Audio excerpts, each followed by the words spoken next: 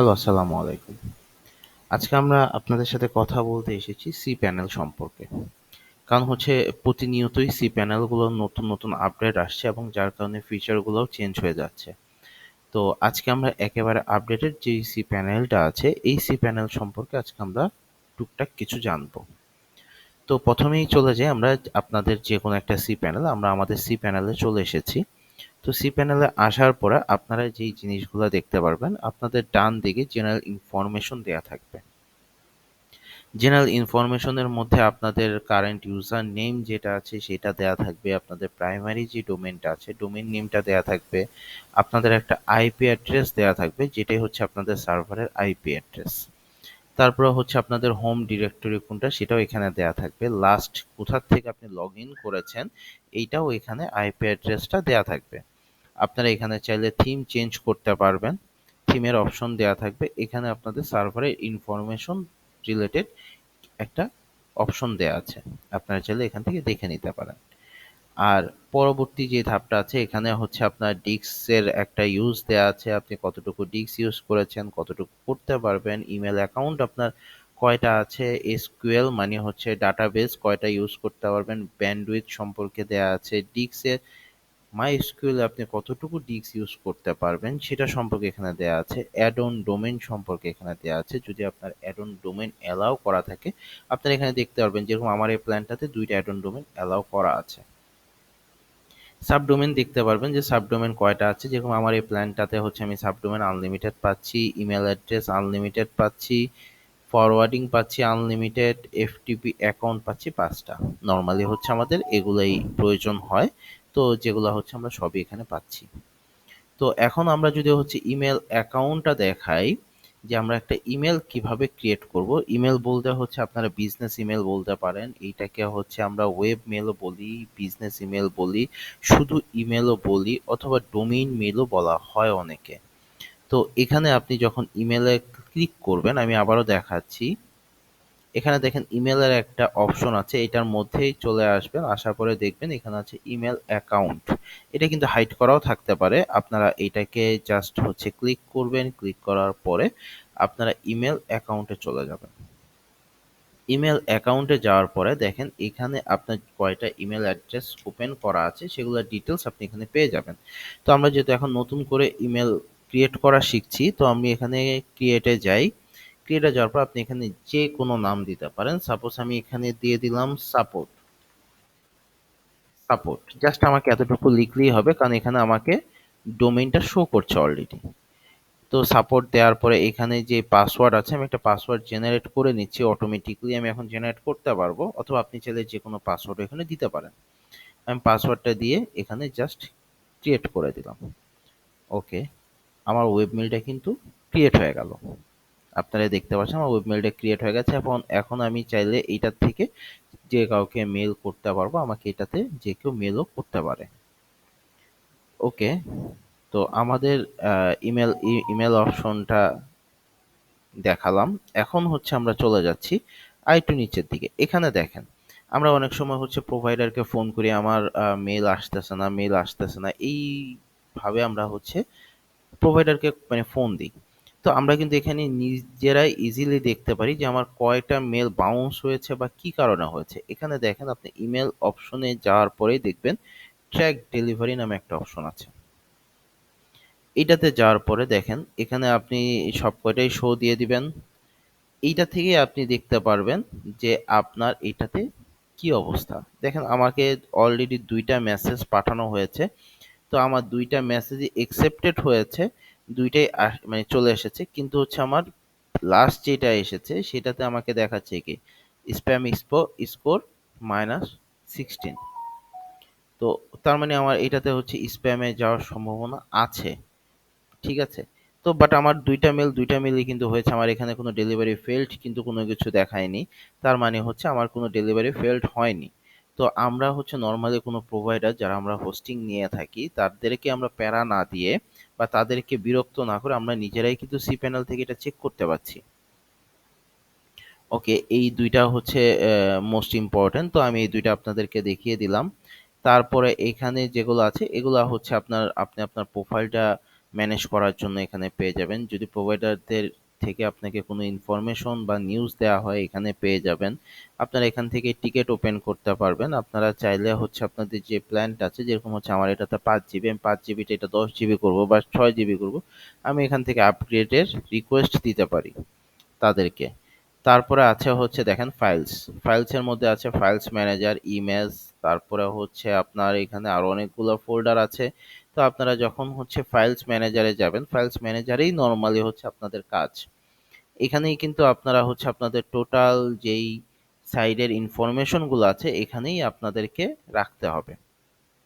তো আমি এটা বেশি ডিটেলস দেখাবো না আপনাদেরকে, তো তাহলে ভিডিওটা অনেক বেশি বড় হয়ে যাবে। তো আমি এইটা আপনাকে দেখিয়ে দিলাম। দেখানোর পরে দেখেন আপনার এখানে অনেক সময় বলে যে না আমি তো এইটা এতটুকু ইউজ করিনি, তাহলে আমার ডিস্ক দেখাচ্ছে এত বেশি ইউজ হয়েছে কেন? তো এইটা আসলে আপনারা কোশ্চেন না করে আপনারা নিজেরাই কিন্তু হচ্ছে সি প্যানেল থেকে দেখে নিতে পারেন। দেখেন এখানে আপনি কোন ফোল্ডারে কতটুকু ইউজ করেছেন, আপনাকে কিন্তু এখানে সম্পূর্ণ ডিটেলসটাই দেখানো হচ্ছে। তো আপনারা এখান থেকে ইজিলি সবকিছু দেখে নিতে পারেন। এইটা হচ্ছে আপনারা দেখবেন, এটা আপনারা দেখবেন হচ্ছে, দেখেন আপনারা হচ্ছে ফাইলসে চলে যাবেন, ফাইলসে যাওয়ার পরে ডিস্ক ইউজ, এটাতে গিয়ে আপনারা সম্পূর্ণটা দেখতে পাচ্ছেন। আপনাদের যদি এফটিপি অ্যাকাউন্ট ওপেন করা লাগে আপনারা এখান থেকে দেখতে পাচ্ছেন, ব্যাকআপটাও এখানে দেখতে পাচ্ছেন। এখন হচ্ছে আমি আরেকটু নিচের দিকে চলে যাই, এটা হচ্ছে ডাটাবেস। এখান থেকে আপনি হচ্ছে আপনার ফুললি ডাটাবেস যেটা আছে এটাকে কন্ট্রোল করতে পারবেন। তারপরে নিচের দিকে চলে যাচ্ছি, এখানে দেখেন ডোমেইনস নামে একটা অপশন আছে, এইটা হচ্ছে আপনাদের আরেকটা ইম্পর্টেন্ট জায়গা, ডোমেইনস। তো এই ডোমেইনস এর মধ্যে কিন্তু আরেকটা ডোমেইনস আছে, আমি এই ডোমেইনসে চলে গেলাম। চলে যাওয়ার পরে এখান থেকে আমি কি করতে পারবো, এই ডোমেইনস থেকে লোডিং হচ্ছে, চলে এসেছে। এখানে দেখেন আমাকে দেখানো হচ্ছে আমাকে কিন্তু একটাই ডোমেন আছে এখানে। তো আমি যদি আরেকটা সাব ডোমেন অথবা অ্যাড অন ডোমেন ক্রিয়েট করতে চাই, তাহলে জাস্ট আমাকে এটা ক্রিয়েট এ নিউ ডোমেনে ক্লিক করতে হবে। ক্লিক করার পরে দেখেন এখানে কিন্তু আমাকে দিয়ে দিয়েছে আমার এক্সাম্পল। তো এখন আমি এখানে যে কোনো একটা ইনফরমেশন অ্যাড করতে পারি, যেমন মনে করেন আমি আমার আরেকটা ডোমেন আছে, আমি সেই ডোমেনটা অ্যাড করব।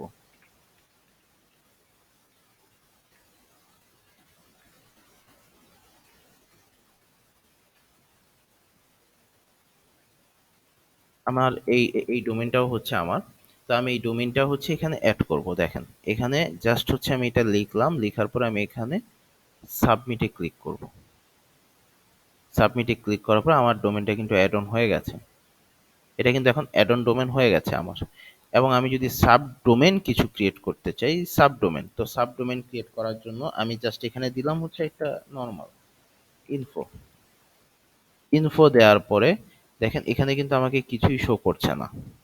কেন শো করছে না? কারণ আমাকে এখানে তারা জানতে যাচ্ছে যে আসলে আমি এটা কি করতে চাচ্ছি, আমি কি সাব ডোমেন ক্রিয়েট করব নাকি হচ্ছে আমি অ্যাড অন ডোমেন ক্রিয়েট করব, এটা তো তারা জানে না।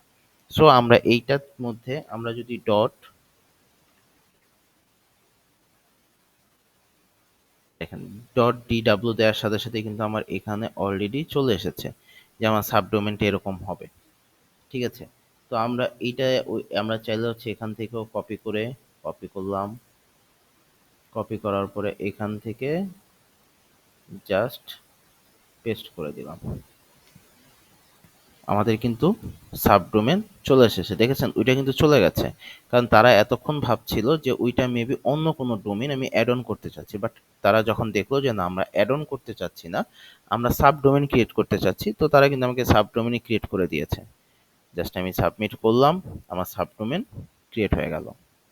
দেখেছেন এখন কিন্তু এখানে দেখাচ্ছে কয়টা, 3টা ডোমেন দেখাচ্ছে। কারণ কি এটা হচ্ছে আমার প্রাইমারি ডোমেন, এটা হচ্ছে আমার অ্যাড অন ডোমেন, সরি এটা হচ্ছে আমার অ্যাড অন ডোমেন, এটা হচ্ছে আমার প্রাইমারি ডোমেন এবং এটা হচ্ছে আমার সাব ডোমেন। আমি তিনটাই কিন্তু ক্রিয়েট করে ফেলেছি।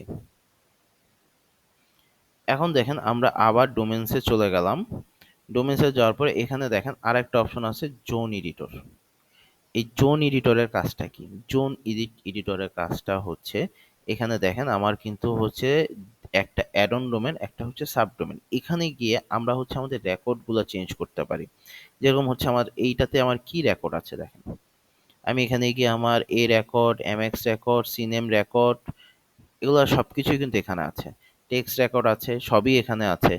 ঠিক আছে? এমএক্স রেকর্ড এটা হচ্ছে আপনার মেইলের জন্য। তো আমরা এখান থেকে এই রেকর্ডগুলোকে চেঞ্জ করতে পারি, অথবা আমরা চাইলে এখান থেকে যেকোনো একটা রেকর্ড আমরা আবার এড করতে পারি। এখানে আপনারা জোন নেম দিবেন, মানে ডোমেইন নেমটা দিবেন। তারপর আপনারা এখানে কি রেকর্ড ইউজ করতে চাচ্ছেন, এমএক্স রেকর্ড, টেক্সট রেকর্ড, এ রেকর্ড বা চারটাই রেকর্ড বা সিএ রেকর্ড, সিনেম রেকর্ড, এটা আপনার আপনার ইচ্ছা। আপনারা এটা এখানে দিয়ে দিবেন। দিয়ে জাস্ট সেভ করলে আপনাদের কিন্তু রেকর্ডটা অ্যাড হয়ে যাচ্ছে। এটার জন্য আমরা অনেক সময় প্রোভাইডারকে ফোন দিই যে আমার রেকর্ডটা অ্যাড করব কিভাবে, আমি বুঝতে পারছি না, আমাকে একটু রেকর্ডটা অ্যাড করে দিন। তো তাদের ওইখানে দেখা যায় অনেক সময় আমাদেরকে কিউতে পড়তে হয়, অনেক সময় লাগে, বাট আসলে হচ্ছে আমাদের কাছে এত সময় নাও থাকতে পারে। তো যার কারণে হচ্ছে আমরা নিজেরাই কিন্তু এই জিনিসটা করতে পারি। আমাদের এখানে ব্যান্ডউইথ কতটুকু ইউজ করা হয়েছে সেখানেও এখানে আমাদের দেয়া আছে, ভিজিটরের একটা ইনফরমেশন দেয়া আছে।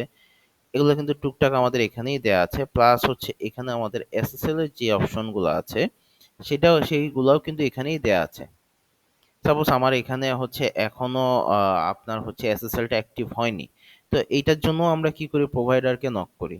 তো প্রোভাইডারকে নক না করেও কিন্তু আমরা চাইলে এখান থেকে ইজিলি আমরা আমাদের এসএসএলটা অ্যাক্টিভ করে নিতে পারি, যদি তারা আমাদের এই cPanel-এর এগেইনস্টে লাইসেন্সটা দেয়া থাকে। তাহলে আদারওয়াইজ আমরা তাদেরকে নক করব যে আমাদেরকে লাইসেন্সটা প্রোভাইড করুন।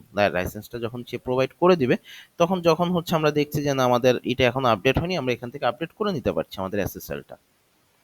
তারপরে দেখেন এখানে অনেকগুলো অপশন আছে, যেরকম হচ্ছে ওয়ার্ডপ্রেসের আছে, তারপরে হচ্ছে আপনার পিএইচপিরই বেশি আছে, সফটগ্লাসের আছে, নোড জেএস আছে, পাইথন আছে। এখন হচ্ছে আমি এখান থেকে দেখাবো হচ্ছে আপনাকে সিলেক্ট পিএইচপি ভার্সন। এইটার কাজটা আমি আপনাদেরকে দেখাচ্ছি। এটার কাজটা কি? এটার কাজটা হচ্ছে আমরা অনেক সময় হচ্ছে প্রোভাইডারকে ফোন করি যে ভাইয়া আমাদের পিএইচপি ভার্সনটা হচ্ছে ম্যাচ হচ্ছে না, আমাকে একটু পিএইচপি ভার্সনটা আপনি এত করে দেন, 8 করে দেন, অথবা 7.4 করে দেন, অথবা 8.1 করে দেন। ঠিক আছে? এটা তারা করে দিল। তারপরে দেখতেছি আমাদের যে না আমাদের এক্সটেনশনের প্রবলেম হচ্ছে, আমাদের এক্সটেনশন পাচ্ছে না, এই এক্সটেনশনগুলো চাচ্ছে। ঠিক আছে? আমরা চাইলে আবার তার কি করি, প্রোভাইডারদেরকে নক করি। তো প্রোভাইডারদেরকে নক করার পর আমাদের এখানে আবার কিউতে আমাদেরকে চলে যেতে হয়। তো আমরা চাইলে কিন্তু তাদেরকে নক না করে আমরা নিজেরাই এই কাজটা করতে পারি। কিভাবে? জাস্ট হচ্ছে আমরা এখানে সিলেক্ট পিএইচপি ভার্সন যেটা আছে এটাতে চলে যাব। এটাতে চলে যাওয়ার পরে দেখেন লোডিং হচ্ছে। এখানে কিন্তু আমাদের দেখাচ্ছে কি, আমার এই যে ৩টা ডোমেইনই কিন্তু এখানে দেখাচ্ছে। কারণ একটা হচ্ছে সাবডোমেইন, একটা হচ্ছে প্রাইমারি ডোমেইন, একটা হচ্ছে অ্যাডন ডোমেইন। এগুলো সবকটা হচ্ছে পিএইচপি ভার্সন 8 এ। পিএইচপি ভার্সন 8 এখান থেকে জাস্ট ক্লিক করে কিন্তু আমরা পিএইচপি ভার্সনগুলো চেঞ্জ করতে পারি এখান থেকে। যে আমরা কোন পিএইচপি ভার্সনটা ইউজ করতে চাচ্ছি। এখানে কিন্তু সবকটা পিএইচপি ভার্সনই দেয়া আছে। আমরা এখান থেকে যেকোনোটাতে চেঞ্জ করতে পারি, এপ্লাই করে দিলে এটা এপ্লাই হয়ে যাচ্ছে। তারপরে হচ্ছে এক্সটেনশন।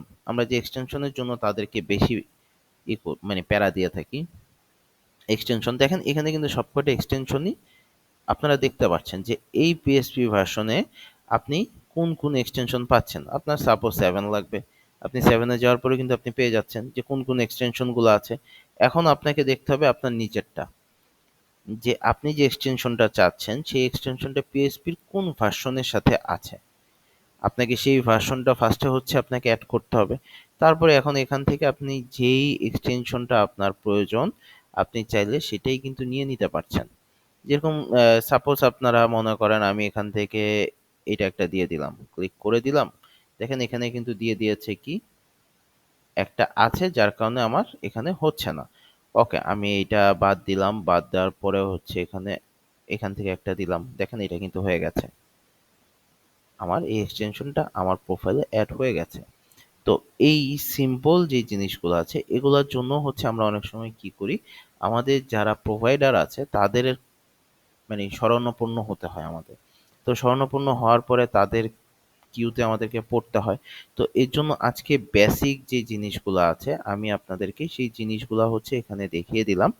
আশা করছি আপনাদের ভালো লেগেছে। জি, আজকের জন্য এতটুকুই। Thank you.